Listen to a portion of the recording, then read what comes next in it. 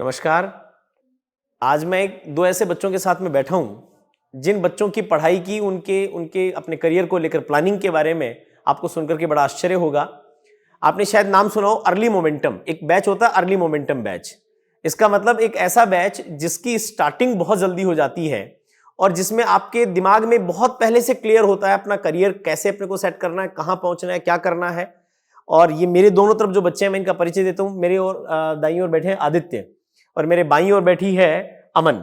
और ये दोनों बच्चे जो हैं वो अर्ली मोमेंटम बैच के हैं, जेईई एस्पिरेंट्स हैं, एनटीएससी एसटीएससी क्लियर कर चुके हैं, 10th में बहुत शानदार मार्क्स इनके आए हैं। और इनकी जो पढ़ाई करने का तरीका था, इन्होंने जो अपनी स्टडीज को स्टार्ट करा, उसको जानकर के आपको आश्चर्य होगा।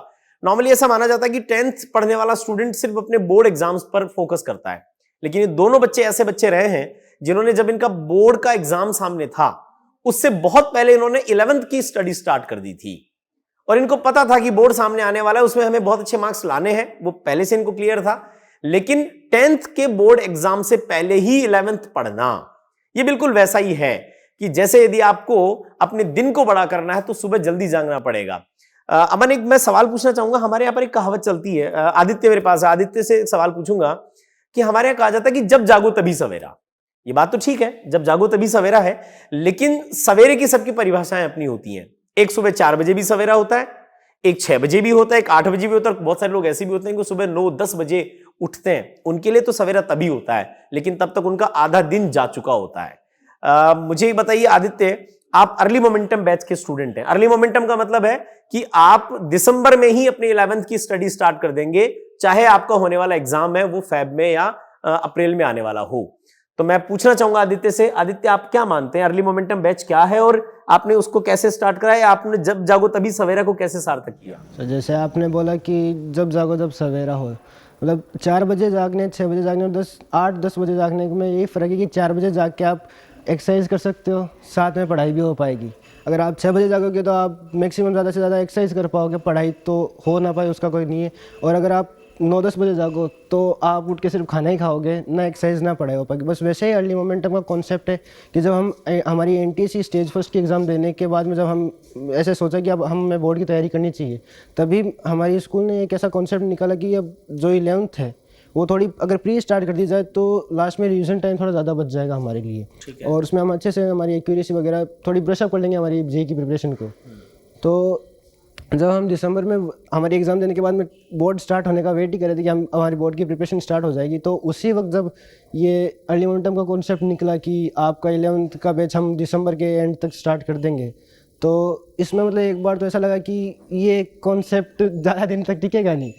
पर खास बात इसमें ये रही कि पेरेंट्स का सपोर्ट मिल गया था हमें, कि वो भी मानते थे कि बोर्ड के एग्ज़ाम ज़रूरी हैं, पर उससे ज़्यादा ज़रूरी है आपका करियर, जो आपकी 12th के आगे की जो आपका लाइफ लॉन्ग का चलने वाला जो फ्यूचर है वो आपकी बोर्ड के एग्जामिनेशन से ज़्यादा अहमियत रखता है। तो पेरेंट्स के सपोर्ट के कारण मैंने भी फिर इसकी तरफ ज़्यादा इंटरेस्ट दिखाया।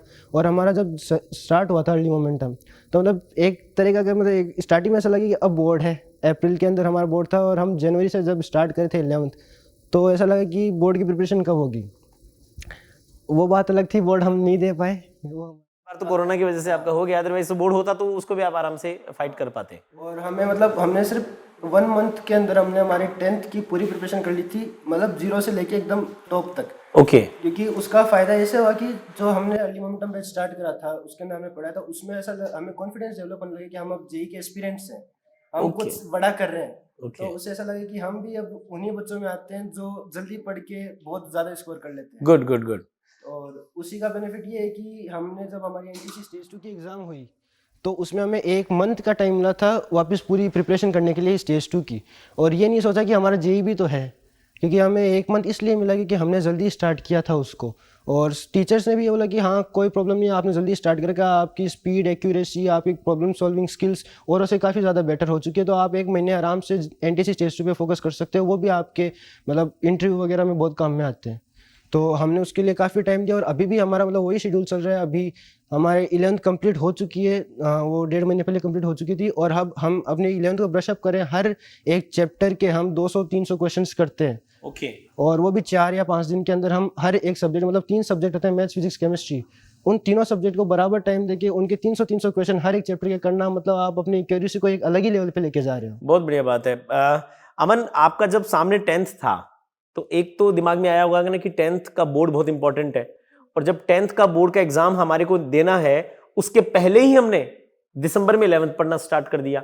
तो नॉर्मली देखा जाए तो अर्ली मोमेंटम का मतलब ये हो गया कि ये उन स्टूडेंट्स के लिए है जिन स्टूडेंट्स को पता है कि हमें आगे करना क्या है। They are very much focused, they are topper students.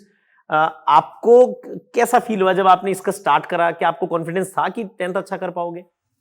हाँ, मुझे था, क्योंकि मुझे मैथ्स में इंटरेस्ट था। Okay. जेईई में मुझे इंटरेस्ट था, तो मैं एफर्ट मारने के लिए तैयार थी। मुझे विश्वास था कि मैं मेहनत कर पाऊंगी, तो ओके दोनों मैनेज कर लूंगी, ओके। बोर्ड्स और बोर्ड्स और वो दोनों वाले। क्या बेनिफिट मिला आपको इस अर्ली मोमेंटम को स्टार्ट करने का? बेनिफिट से मिले कि मतलब हम रिवीजन कर, हमें बहुत ज़्यादा टाइम मिल गया रिवीजन करने के लिए। जितना ज़्यादा रिवीजन होगा, आप जितना ज़्यादा रिवीजन करोगे एक टॉपिक का, आप उसे उतनी डेप्थ से समझते जाओगे, आपका कॉन्सेप्ट उतना ही स्ट्रांग होता जाएगा। और एक ये हो गया कि आपको बहुत सारा टाइम मिल गया कॉम्पिटिटिव एग्जाम्स जैसे ओलंपियाड्स वगैरह प्रिपेयर करने के लिए, जो आपको तब नहीं मिलता जब आप लेट स्टार्ट करते। तब आप सिर्फ जेईई के लिए ओरिएंटेड रहते हैं, ठीक बात है। आप कॉम्पिटिटिव एग्जाम्स के लिए नहीं रहते। तो इसका मतलब तो ये बात होगी कि एक प्रकार से 6 महीने आपको एक्स्ट्रा मिल गए। भाई आप 10th का बोर्ड का एग्जाम देते, या तो रिजल्ट आने के बाद में स्टार्ट करते या एग्जाम देने के बाद में स्टार्ट करते, उससे पहले ही आपने दिसंबर में इसको स्टार्ट कर दिया, और उसका बेनिफिट आपको ये मिला कि 6 मंथ्स आपके पास में एक्स्ट्रा आ गए। ऐसा कई बार ऐसा करते भाई भी फाउंडेशन में जो बच्चा आता है या ये अर्ली मोमेंटम वाले बैच में बच्चे आते हैं, ऐसा सुनने में आता है उनमें प्रेशर ज्यादा होता है। आपको भी पढ़ाई का ऐसा कुछ प्रेशर हुआ क्या इसमें फील? प्रेशर तो एक बार जब स्टार्ट हुआ था बैच तब लगा था, पर प्रेशर कम ऐसे हो गया कि हमारा तो और से जल्दी हो रहा है। औरों से जल्दी हो रहा है। हाँ, तो हमारे पास उनसे ज़्यादा टाइम है, चाहे हम जल्दी स्टार्ट करें, और ये भी ना जल्दी स्टार्ट करें तो मतलब जल्दी खत्म भी होगा। ठीक बात है। और एग्जाम खत्म होने और एग्जाम आने के टाइम तक आपके पास इतना लंबा गैप रहेगा कि अगर आप, जब आपको होमवर्क मिलता था आपकी रेगुलर क्लासेस में, अगर आपको 60 क्वेश्चन पर डे मिलते थे, और अगर आपके पास 6-7 महीने एक्स्ट्रा हो और उनके अंदर भी आप 60 क्वेश्चन पर डे करो, 60 नहीं तो अगर आप 40-50 क्वेश्चन भी करो, तो आपके पास इतने सारे आप क्वेश्चन कर लोगे कि आपको फिर ज्यादा कुछ जरूरत नहीं पड़ेगी वापस एक ही चीज को रिवीजन करने की। होता है ना कि अगर जेईई का एग्जाम पास में आता है तो हम वापस उन्हीं चीजों को रिवाइज करते हैं, मतलब ये नहीं कि हम सोल्व करते हैं, हम टॉप नोट्स को वापस पढ़ते हैं, सोल्व नहीं कर पाते। पर इधर इसका बेनिफिट ये है कि हम 7 महीने लगातार सोल्व करें, और जेईई में पढ़ने का नहीं सोल्व करने का ज्यादा मैटर करता है वो। ओके। क्योंकि इसके अंदर जितना स्पीड और आपकी जो प्रॉब्लम सॉल्विंग स्किल्स होती है वही देखी जाती है इस एग्जाम के अंदर। अमन, एक सवाल मैं आपसे पूछूंगा कि एक स्टूडेंट है जिसको 10th का एग्जाम देना है, बट उसके पहले वो 11th स्टार्ट कर रहा है, और उस समय ही उसको फील ही आ जाता है कि वो जेईई की प्रिपरेशन के लिए जा रहा है, मतलब ही जे जेईई एस्पिरेंट। तो इससे बोर्ड के एग्जाम में एक कंटेस्टेंट के रूप में, कैंडिडेट के रूप में, क्या आपका कॉन्फिडेंस है वो बूस्टअप होता है क्या? ये इसका बेनिफिट मिलता है आपको 10th के एग्जाम में? इसका कोई इंपैक्ट आता है क्या अर्ली मोमेंटम बैच से? कॉन्फिडेंस बढ़ जाता है। आदित्य, आपने इस अर्ली मोमेंटम बैच को ज्वाइन किया, इसमें स्टडी करी, और मैं दर्शकों को यह भी बताना चाहूंगा कि मेरे जो दोनों और बच्चे बैठे हैं, इन दोनों ने एनटीएससी क्लियर कर लिया है, एसटीएससी क्लियर किया है, और भी कुछ ओलंपियाड्स वगैरह क्लियर किए क्या आपने? हाँ, जैसे नेशनल साइंस ओलंपियाड साइंस का होता है, जैसे उसमें मेरी ऑल इंडिया 12th रैंक आई हुई क्या है। बात है, बहुत बढ़िया। और अगर हम कहें कि मैट्रिक साइंस और मैथ्स के लिए बनी है तो ये भी गलत है। मेरी आईईओ जो इंग्लिश ओलंपियाड होता है, हाँ। उसके अंदर भी मेरी ऑल इंडिया 28th रैंक आई है, तो ये भी कहना गलत होगा कि सिर्फ साइंस और मैथ्स के ऊपर ही पूरी डिपेंडेंट है मैट्रिक। Very good. आपके इसके अलावा कौन कौन से एग्जाम क्लियर किए आपने? आईएमओ, ओके, उसमें गोल्ड था, मतलब यहाँ ओके ओके, ठीक है। एनटीएससी, ओके, एनटीएससी एसटीसी आपके भी दोनों हो चुके हैं। और इन मतलब आईएमओ ओके ओके ओके, वो भी आपने। तो देखिए कितने सारे आपने ये ओलंपियाड्स भी क्लियर कर लिए, आप जेईई भी बहुत कॉन्फिडेंटली कर रहे हैं, 10th भी आपकी बहुत अच्छे से आपकी हो गई, 11th चल रही है। फाइनली मुझे ये बता दीजिए कि जो आपसे आने वाले जूनियर्स हैं, जूनियर्स के लिए क्या मैसेज देना चाहोगे आप? जूनियर्स को तो सबसे पहले तो ऑल द बेस्ट, अगर वो जेईई के लिए एस्पिरेंट्स बनते हैं, और मतलब मैटर नहीं करता आप जेईई के लिए तरफ जाते हो या नीट की तरफ, अर्ली स्टार्ट करना सबसे बेस्ट मानता हूँ मैं अभी तक, क्योंकि ये मेरा सबसे बेस्ट डिसीजन माना है मैंने अभी तक। ओके। और मैं ये मानता हूँ कि जूनियर्स से बेटर अगर पेरेंट्स इसको समझें कि अगर बोर्ड से ज़्यादा आप अहमियत अपनी करियर को दोगे, कि जैसे जेईई है, मतलब बोर्ड मैं ऐसा नहीं बोलना चाहता, पर जेईई और अगर आप नीट किसी चीज़ को प्रेफर करते हो तो यही मानता हूँ कि जल्दी स्टार्ट करोगे तो आपके पास जितना ज़्यादा टाइम रहेगा, मतलब क्लास में स्टडी होती है वो भी सही है, पर जितनी सेल्फ स्टडी होती है वही हार्ड वर्क वही माना जाता है। ओके। हाँ, तो उसी चीज़ को मतलब देखते हुए आपको जल्दी स्टार्ट करना चाहिए।